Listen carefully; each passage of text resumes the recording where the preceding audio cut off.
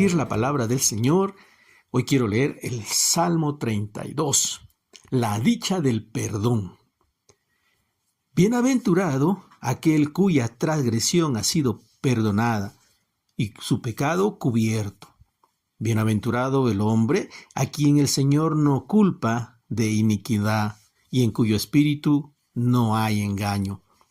Mientras callé, se envejecieron mis huesos en mi gemir todo el día, porque de día y de noche se agravó sobre mí tu mano. Se volvió mi verdor en sequedades de verano. Mi pecado te declaré y no encubrí mi iniquidad. Dije, confesaré mis transgresiones al Señor, y tú perdonaste la maldad de mi pecado. Ser perdonado por Dios es algo que todos debemos buscar, sobre todo cuando ya somos conscientes y nos damos cuenta de las faltas que cometemos y que ofenden a Dios. Dios dejó en su palabra mandamientos que nosotros debemos cumplir, tener en cuenta. Esos mandamientos están ahí para nuestro bien. Cada mandamiento establecido por Dios en su palabra benefician al ser humano. Quebrantar estos mandamientos produce caos, tanto personal como en la sociedad. Y la Biblia dice que cuando quebrantamos estos mandamientos de Dios, estamos pecando. Y vivir en pecado es algo que al final va a traer consecuencias graves y serias en la vida de las personas. Probablemente en medio de cada pecado ni siquiera piense en las consecuencias y ni siquiera se percate de lo que puede estar pasando. Por eso las personas muchas veces están desobedeciendo a Dios, pecando libremente y como nada está pasando, creen que siempre será así. David sabía que el pecado siempre trae consecuencias.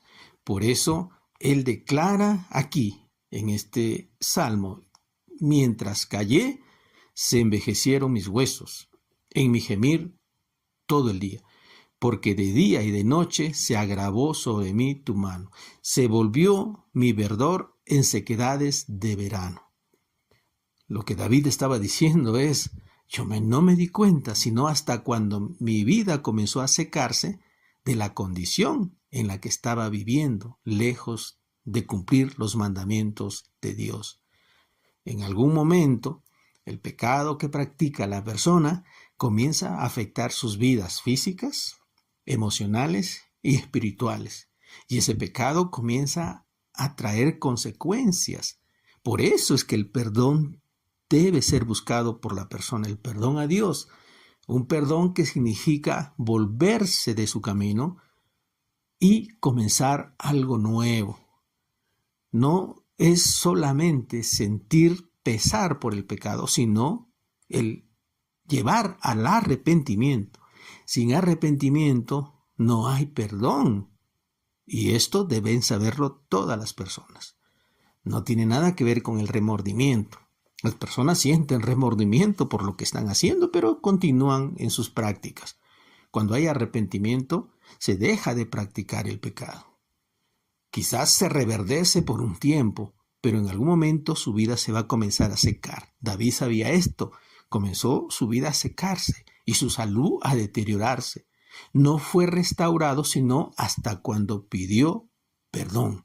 Cuando pidió perdón y su vida comenzó a mejorarse, lo dice David en el Salmo 5, en este Salmo 32, el versículo 5, mi pecado te declaré y no encubrí mi iniquidad. Dije, confesaré mis transgresiones a Jehová y tú perdonaste la maldad de mi pecado.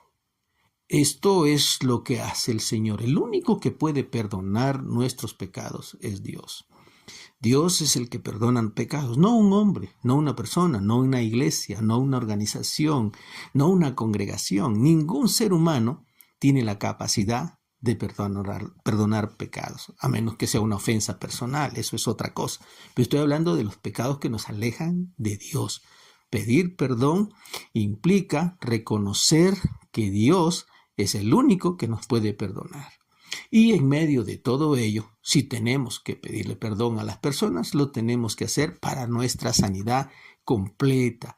La palabra de Dios es clara al respecto. El pecado siempre traerá consecuencias que van a afectar la vida de las personas.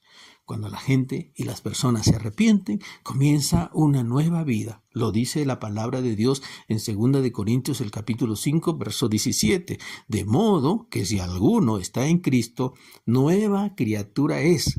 Las cosas viejas pasaron y aquí todo es hecho nuevo. Cuando usted le pide perdón a Dios y comienza una nueva forma de vivir, el Señor dice, eres una nueva criatura.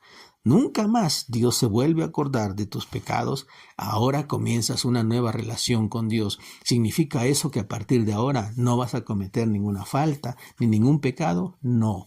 Significa que ahora estás bajo la cubierta de Dios y si alguno hubiere pecado, dice la Biblia, abogado tenemos para con Dios a Jesucristo nuestro Señor. Es decir, la constante de nuestra vida será ahora, refugiados en Dios, cuando me doy cuenta que he pecado, pedirle perdón al Señor.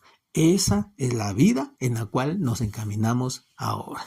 Que el Dios eterno, lleno de misericordia, que perdona nuestros pecados, le acompañe siempre. Un gran y fuerte abrazo. Le esperamos este fin de semana en nuestra iglesia Torre Fuerte. Dios le bendiga.